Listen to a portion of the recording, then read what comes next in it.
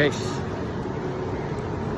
kita dah event ni pulang ke tempat parking, right? Okay, kita jaga kaki ya.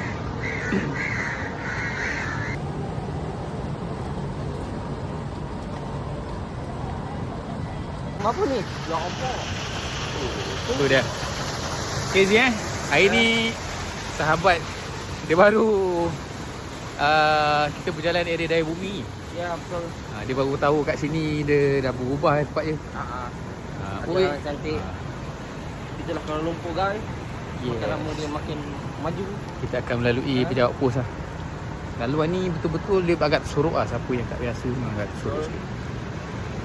Ya, Zizi dia makan lollipop tadi dia menang Member shoot bola. Apa? Ada bil? Ya. Ada beli betul. Yo. Okay, saya dapat coklat. Tu. Saya beli ya. Orang tu nak bagi rempah dah lah. Saya cakap tak nak, saya nak lollipop. Ini bagi saya kari saya tak nak. Kalau saya tak boleh makan kari. Itulah cerita dia. Salah dia tu. Okay.